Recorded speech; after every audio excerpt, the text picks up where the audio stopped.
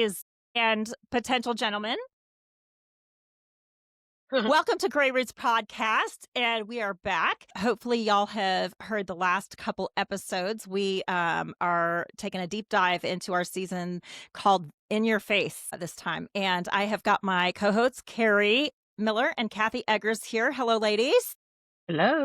Hello, hello. And as promised, we also have our guest therapist, Lauren Auwood, is here with us also. Hello, Lauren. So before we dive into today's topic, which is kind of, hey, we've got Lauren here. Let's get a professional on some of these questions that we've got, right?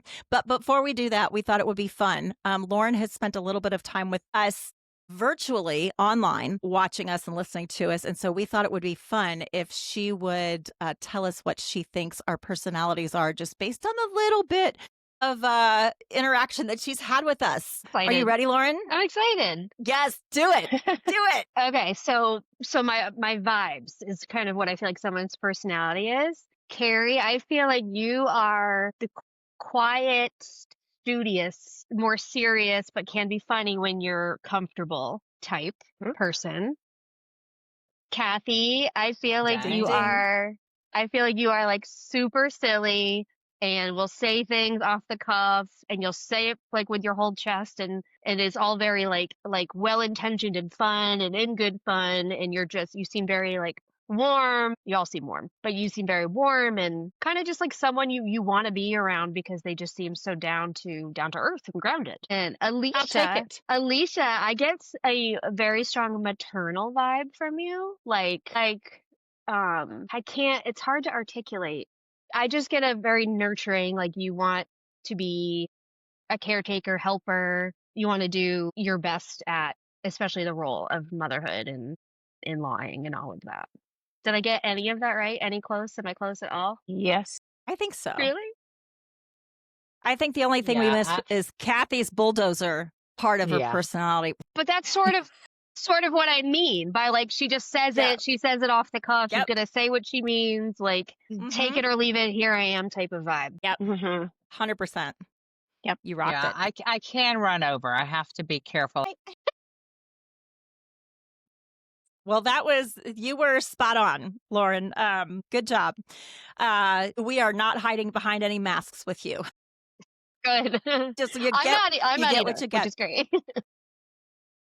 Awesome. So, you had received questions from the daughter-in-law perspective about mothers-in-law and all of that. One of the words that came up consistently was toxic, right? I have a toxic mother-in-law.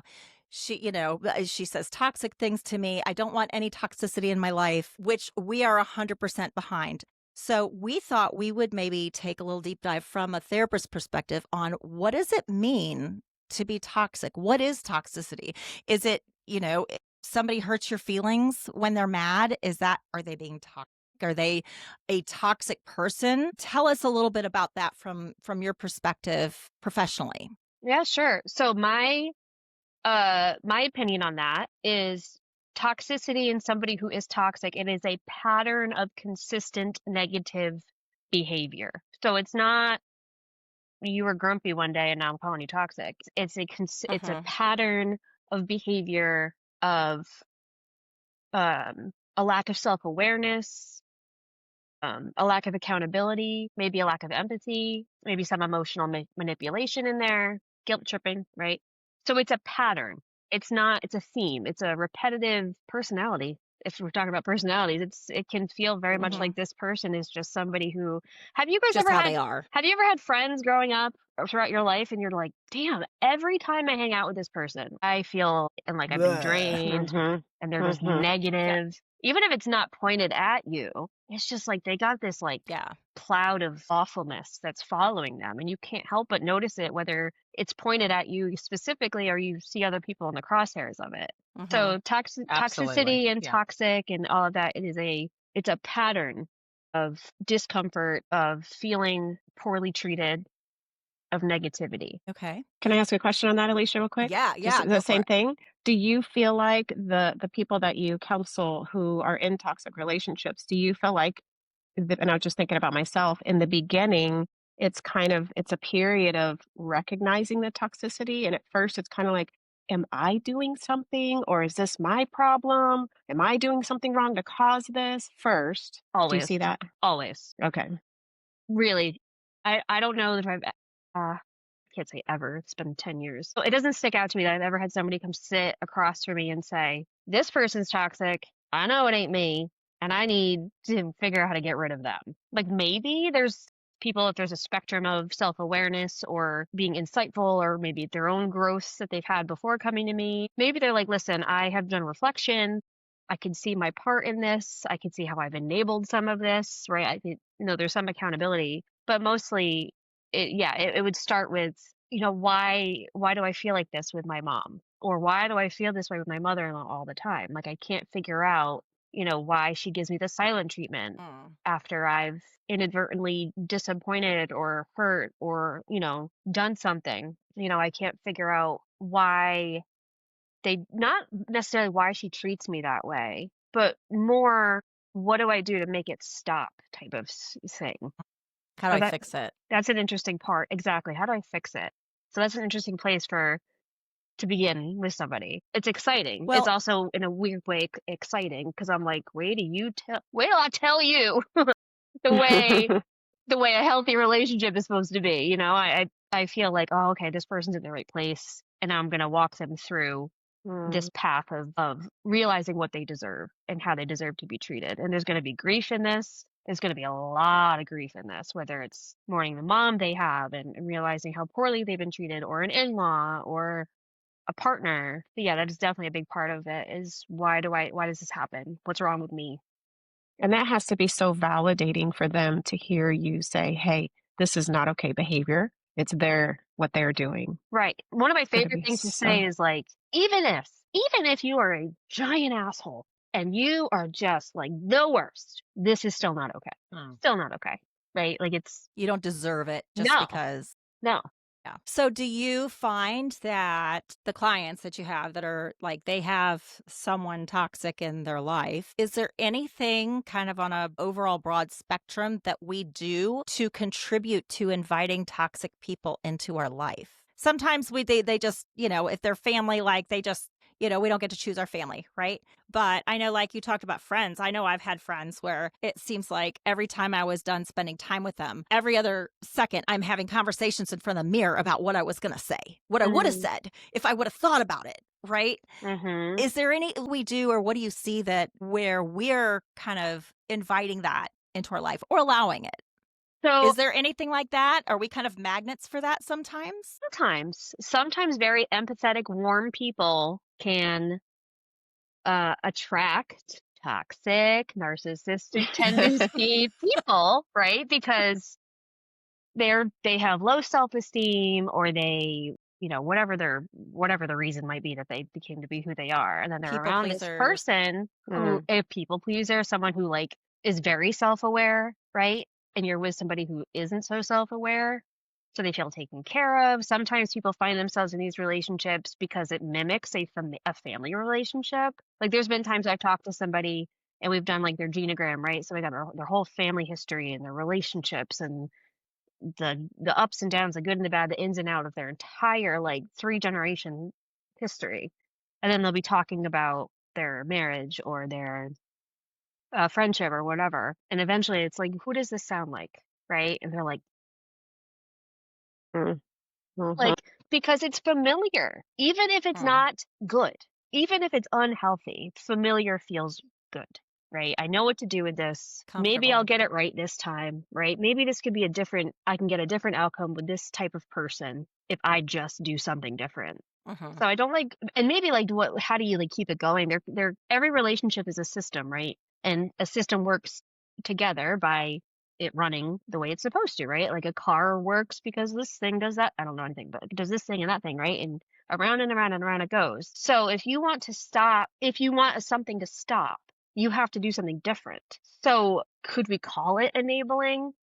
Yeah, but like I don't always love Or everything. maybe false beliefs, false lies we believe, patterns that Yeah, we negative core beliefs. have. Absolutely. Absolutely. Especially if like a primary attachment person, a primary caregiver in your life treated you similarly, you're going to think this is normal. This is just how relationships are. Yeah. I know that for one, Jeff and I got married 17, 19. I got pregnant in high school, and then he went to the army, and he went to war, and then we moved to Germany, right? So it wasn't until I was apart from my family for that period of time, and then I came back, and I'm like I remember with my dad, I'm like, whoa, you are like so unhealthy Mm, physically, emotionally, mentally, spiritually, like all the checked all the boxes. And I'm just like, how did I not notice that before? But you kind of don't. So you're in it. So let's switch this to the mother-in-law, daughter-in-law relationship. hmm And the daughter-in-law is obviously married to the son. Do you find that the son finds it hard to recognize toxicity in the mother-in-law? And their own mom? Mm-hmm. Yes. Absolutely. Most of the time they see it, it's normal. That's just how they are, air quotes. And this is what we do. I'm not doing anything different about it. Right? This is just how she is. This is the way it is. I don't want to get her mad at me. Because typically somebody who is a toxic mother-in-law, everything feels very conditional. The love is not unconditional. It's very conditional. As long as you go by her terms and all of this is very like unspoken, right? So I can't do that. I risk losing this connection. I risk her ignoring me, giving me the cold shoulder, which, by the way, can resemble this feeling of physical pain when your primary attachment person Mm. chooses to ignore you, give you the cold shoulder with the intention of hurting you. I'm not saying taking space because you need a minute. I'm saying Mm-hmm. intentionally with the intent of punishing and making someone feel like shit. That can feel like a physical pain. That's Rejection, I imagine. deep Mhm. abandonment, not even rejection, Yeah. abandonment. Wow, Mm. that's deep. That's Yeah, way beyond. yeah. Yeah. And so if they even typically they got a whiff of that at some point in childhood, right? They did something mom didn't like, or they, various examples of getting a sniff of that, and they're like, okay, not doing that again. Yeah, Mm. anything to keep this Mm. woman happy, quote Peace and unquote. quiet. Mhm. Mind your Yes, P's and Q's. Peace and yes, quiet. Yeah. yes, which is Yeah. hard for the daughter-in-laws who are like, oh, what the hell? Right. But okay, Yeah. so I have to I just was live like this. I was just thinking about that. Like, back it up a minute. You have this daughter-in-law. Oh, wait, they haven't gotten married yet. They're dating. They're thinking about getting married. She has this anticipation of what this dream life is going to be, but you have this toxic, something's wrong, but you don't want to say anything because you're the new person and you Yeah. really want this relationship, but yet you feel weird and you know this is wrong, but you can't say anything. So, and then Mhm. you get married and it just feels like you're just this pattern until it's just I can't do this anymore. Well, Or right, you and feel so bad physically. yeah, and sometimes daughter-in-laws hope that marriage will make it better, right? Or maybe a baby will make them like me and we'll get closer, right? There is a theme I've heard over the years that there is this hope. Maybe it's dormant, maybe it's less, but for a long time there is this hope that maybe things will change, once we have kids. Mm. Then there's something we have more in common and so it's Does that unfortunate. happen? Do you find that happens when kids come? No. I find No. if anything, It's the opposite. maybe there are exceptions, I'm sure. I'm sure there's exceptions, but typically it makes everything a lot worse. Yeah. Well, you're adding a complete different dynamic to the relationship. I mean, the Right. marriage relationship, right? There, Well, you made another human that you have to right. take care of, and now you're now responsible for that person. And for these mothers-in-law that have defined as toxic through their various behaviors and all of that stuff, they're typically people coming to this experience with an unfulfilled life, right? Or already very inappropriate and meshed boundaries where their children have been everything, like we talked about last time, right? Uh-huh. So unfortunately, they're typically seeing this soon to be grandchild as more of that, An extension an of extension of, with their world. complete disregard of the daughter-in-law, of a new mom, Mm. which makes So Yeah, we've what do these daughter-in-laws do then? Like, if, in that and they're seeing some of this red flags, when do you say anything so that it doesn't get that bad? Is there a point where it would be better to address it? I'm thinking like before you get married, well, but absolutely, but if someone hasn't shown maybe you don't see that until right, after you're married, and then that's the what's Mhm. hard. mother-in-law is like, "Ha ha, you're part of my world now." Or they're like, I have had many clients or students in my coaching program who it was a complete 180 after they got engaged. So now there's a commitment and a wedding and things are being planned and they're like, who the heck is this? Like what? All because I'm no longer temporary, right? And Mm, it does something to this yeah. type of mother-in-law because it flares up their insecurity or whatever's. Control. Yeah. So that it's It's tough. It's tough. I feel threatening like their a lot of good control. stuff could come from like I think we look at like, okay, well, what can daughters-in-law do to what do they do? Like how do they Mhm. get the hell out of here before they get hurt? I think another Mhm. good question is what can women with young adult, marriage aged, I don't know how to say this, adult children who maybe want to get married or have families, what can they do to make sure they're prepared for their children leaving the nest? We talked about that in one Mhm. of Me our too. previous episodes. And, you know, I think it's super important that you have your own freaking life through motherhood. You never make motherhood your only fulfillment, your only priority. We talked about us as examples. We have been friends for more than 25 years. Our friendship has gone, different places. But because of that, now as empty nesters, we're having the best time together as friends. I love But that. had we not started that friendship 25 plus years ago, we wouldn't have that same level of friendship. Doesn't mean you can't make new friends in your Right. 50s. You Mhm. can. But there is something cool about being friends with someone who has seen you since your earliest Oh stages my of God. motherhood. It is Yes. super Such a cool. gift. And sometimes, if you'd have seen Alicia and Carrie out on our jet ski when they were here a couple of weeks ago, acting like fools, nothing to do with motherhood, nothing to Love do with our that. grandchildren, Love that. just as human beings and as women and having a blast. And so for me, that is the message I want to scream at our young women. Don't lose and listen, I love being a mother more than anything, but don't lose Yeah. yourself fully into that role. Well, yeah, And it's and like I I do think that is love it more than anything, but don't let it be everything, right? Because like correct. if Mhm. there's one thing I Yeah. could say to like mothers-in-law to be, or I mean, not maybe, future potentially. I guess I'm potentially one, but my kids are, 8 and 3. You got a minute. Yeah. I got a minute. Is when do you feel most seen, appreciated, alive, right? Like, and if the answer is when I'm with my kids, like we got to expand that, right? Because if that's the only time you feel That's a that red way, flag. yeah, red flag. If the only time you Yeah. are getting what feels like validation or connection or attention, Fulfillment. fulfillment Mm. is when you are in your mother role or you're with your children, that is so much, too much pressure, first of all, to put on them Mm. in that relationship. And it's not their job to fulfill that for you. It never Mhm. was. And it's going to come 100%. out and bite you once they leave the nest as they're supposed to. Right. But As if, they Mhm. are supposed to. exactly. So if That someone's in was like a, determined even before us, right? yeah, and I guess another red flag could be like, what is somebody's relationship like? Like, what is my fiance's or boyfriend's, what are his parents' relationship like? Do they date? Do they have fun together? Are they fulfilled in their own life, right? Do they do fun things? Because if that's also missing, that's a red flag of someone only getting all of those needs met when they are with their children in a So do you feel like it's safe to say that if you are engaged and you see red flags with the parents and, the mother-in-law relationship with your future husband, that marriage isn't going to change that mar- and having a baby isn't going to change that?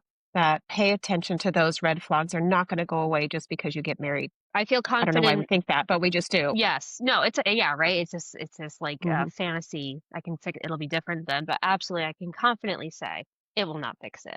Right. And if it comes like to the So, dating of it all, it's like just look at that. Like ask what happened in your previous relationships. Ask about what did your parents feel about your the ex partners, right? Like what kind of relationship did they all have? Oh, she was crazy. Like, is that what the potential mother-in-law says about all their partners? Like that's that if you're looking at do I want to marry this person, you got to look at what your life would be like if once you are, which would be an involvement with their parents to some extent. Because unfortunately, as much as you love him, that relationship can affect your marriage and will, right? Right. And is this person that you're going to potentially marry, are they somebody who is comfortable in confrontation, as comfortable as you can be in confrontation? Would they be willing to have your back? Have you seen them have your back before? Mm, Right? Because they might have to against their mom. And that doesn't feel good. And if they don't have in their mind that that is where the priorities have to shift, or that could never happen, my mom will always be my number one, well, that's a red flag. yeah. Let's say the young adult woman, she's not listening right now because this is mothers-in-law and daughters-in-law, right? So she doesn't even know to listen to this stuff.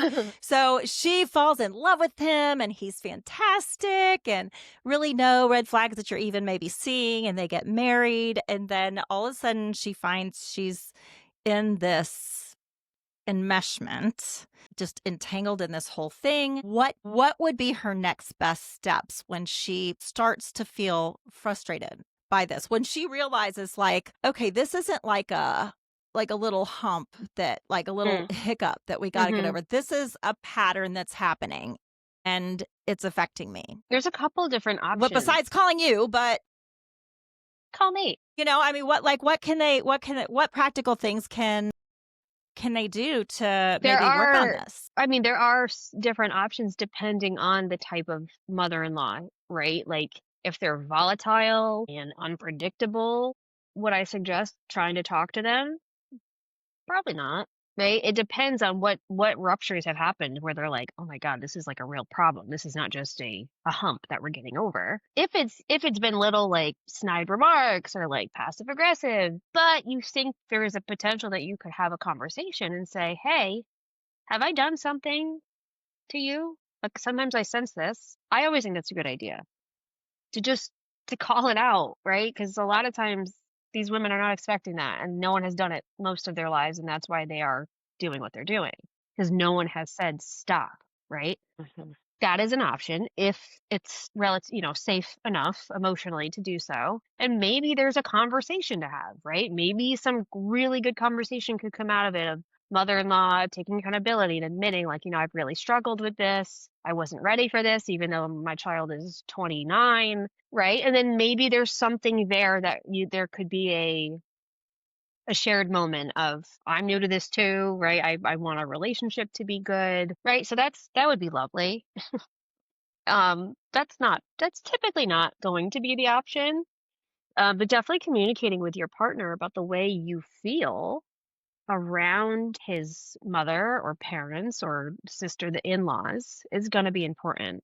But that's communicating in a very healthy, mindful way, which is like using I statements, which is not. Can you give us an example of those Yes. So for first, I'm going those to who are give you an listening who don't example. know? I'm going to give you an example of what people typically do who aren't trying to communicate in a healthy way. They don't really know how to.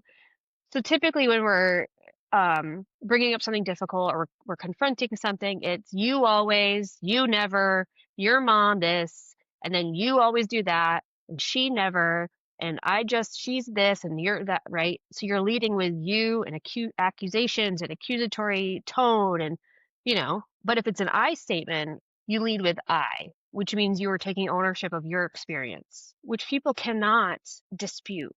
They don't have to agree, but you can't argue someone's reality, right?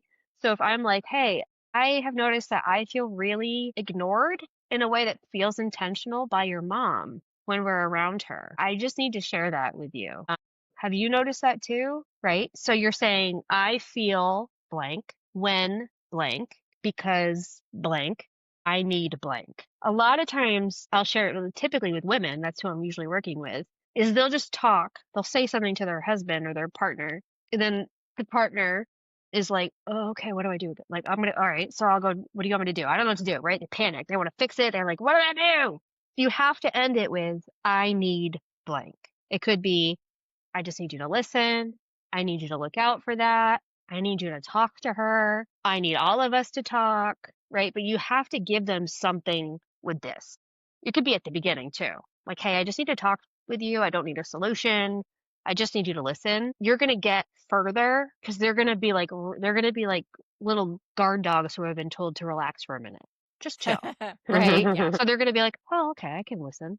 And you've kind of disarmed them from I think everyone's reaction when we hear someone say, hey, I need to talk to you. I think we're all like, oh shit, like what happened? What could have happened, right? So if you lead with, hey, I just want to share something with you, and I don't need you to I just need a hug at the end, or I just want you to listen, or we'll talk about maybe some options. You're gonna get further bringing this up with your partner than if you just hit them with, your mom is such a bitch, or every time I'm there, I fucking hate being there. Such that she's such an asshole. She talks so Yeah. and it's not gonna land. It's not gonna get you the results you're hoping for. Mm. I love that. I love the action part, and I love, and I've been married. We've all been well, I've been married for 35 years now, right? So if we would have known ahead of time, if I would have known ahead of time to tell him, "Hey, listen, I don't need you to fix this. I just want to get some things off my chest." Like that would have completely reframed about at least 25% of our marriage early on. And nobody Right? knows how to communicate, right? We were not born out of the womb like, I Mm-mm. am going to. No, it's a Oh, skill. no, we learned that in therapy after 10 years in. Exactly. It's a You know? skill. Communication, healthy communication is a skill to learn and to practice and to practice and to fuck up and to learn again. And it is a lifelong, I mean, I'm a therapist. I've been doing this a long time. I still know when I'm not communicating in a healthy way, right? I still have to actively be like, okay, get it together. And right. Like it's not something that's you're cured and now you will forever be a good communicator. It takes practice and Mhm. intention. Mhm. Yeah, I have a definitely. question. We talked about this in the last podcast about, so say you go to your husband, hey, I'm feeling this. Can I talk to you? And then say it's about the mother-in-law or even the father-in-law. Is it his role, Mm. because it's his parents, to then say, take what she said and then go and be the gatekeeper of the home, the new family, and then go to those, or is it for her to go? And I guess, situations are different, but generally, what do you Generally, think? generally and ideally, a husband would hear this and think, "Oh my God, I hate that. I hate that they make you feel that way. That's awful. I'm not okay with that." And then approach and be like, "Hey, I've noticed," not saying, "Carrie told me that you said," right? Because there goes Carrie under the bus with a bunch of wheels Right. tacks all over her, right? That sets everybody up for, like, you have just set back the whole family dynamic Yeah. if you do that. So husbands, men, whoever's listening, please God, don't say, my wife said, don't say, I heard this. Lie. A little bit, white lie. It's okay. I've noticed this, or I've said this, or maybe your wife will give you permission and say, I'm okay if you say that I told you this. But just ask before you do it, right? Because you never know if you're going to Yes. make it worse or not. The hope is that they approach and they're sharing their I statement. I feel uncomfortable with the way you talk to my wife. I feel hurt with the way you're treating my wife. Gosh, that feels so good as a wife. Mhm. Mhm. Oh Like, my goodness. Yeah. I just feel like this That is a would change huge tool things. that if you're not taking notes right now, go get a piece of paper and write this down, because this Rewind it. could change yeah. everything. Yeah, Yeah. these women don't have paper. Carrie, what are you thinking? They're going to I rewind us. do. That's because we're the You Gen X. True. Okay, These on your women don't phone. have paper. Open up We're your saving notes trees. app and jam this stuff in I'll there. forget if I don't write it down. So maybe that's why I'm saying that. Don't Yeah. forget Yeah. this. Yeah, don't Yeah. forget it. Yeah. That feels so good. Just have your husband stick up for you. Everybody just It's wants to like he's like, be, I've I know got it. your back. yes. And that is what you choose when you choose to get married. Do not get Yes. married if you are not prepared to have your wife's back. Same for women. And if you are about to get married and you don't feel like your fiance has your back, that should be a red flag. Mm-hmm. I mean, let's be honest, it doesn't get easier after you get married. Like, No. the best time, everybody's on their best behavior when you're dating and then engaged, right? Once the cow gets bought, Yeah. like, you kind of let things go a little bit, Although I have always said to my clients, there are two things that will make people batshit crazy, and you'll really see who they are: weddings and when you have a baby. And I do think some toxic in-laws will start to show themselves, when you're planning the wedding with, "Well, I want Yes. this and we want that and we want these Mm-mm. 14 friends invited and we can't do that," or when are, just too much opinion, not enough staying in the lane, not enough boundaries. So it can start there. I mean, it hopefully has started already before then, but you can start because you likely will have to when you're planning your wedding. But I do want to stick up for these men for just a minute because I don't know that every man naturally knows that he is to go to and stick up for his wife. I do think that might be something he has to learn.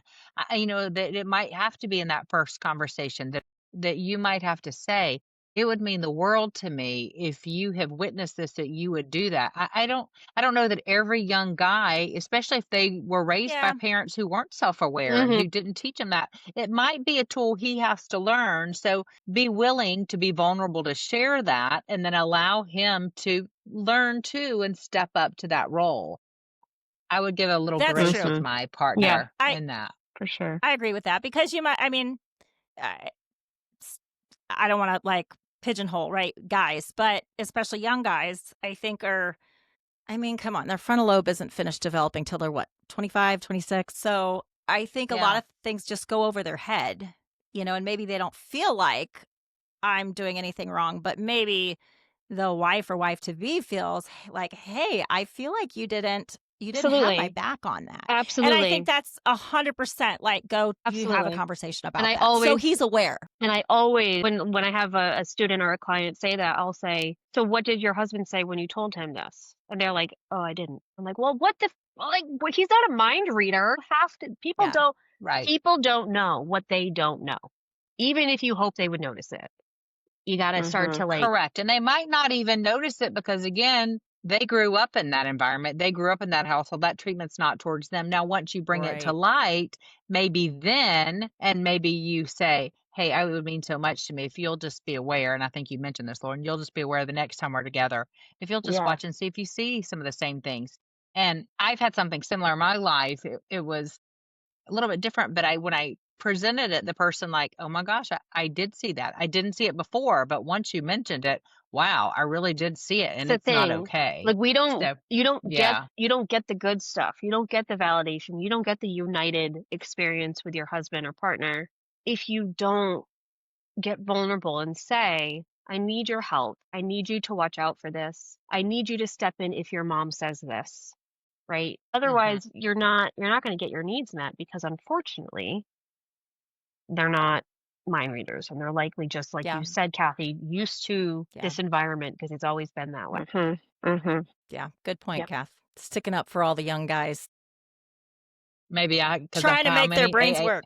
because I have 8 of them, 8 Yeah. boys. I will say, I do feel younger guys are doing better than older generations. And I will say, Oh, I think yeah. a lot of that is because younger women are demanding better Yes, would agree with that wholeheartedly. Mhm. Yes. Mhm. because they know they And Yeah. can. some I of think us that. in Gen X, we actually taught our boys to be a little more aware and in touch with their feelings, and I'm Hmm. pretty impressed with the ones that I've raised so far and the way that they're able to recognize things, so, Yeah, yeah. absolutely. Me too. Even just what I've seen. Okay. Well, any other comments about toxicity? Things we can, I think this is what? very helpful. I think just to unpack it a Mhm. bit has been real. I think it's Yeah. gonna help people pause and think about maybe, what it is and how to recognize it, and then those first steps. I think that's pretty empowering. Mhm. Yeah. I do have a question. We kind of answered the flip side of it, but so if we're a daughter in law and we have a mother in law that is exhibiting toxic patterns of behavior, what are some things to not do? Like what is behavior that we should avoid? Like, right. I don't know if avoid is a good word, but said, hey, have a conversation with your husband. Do it like this.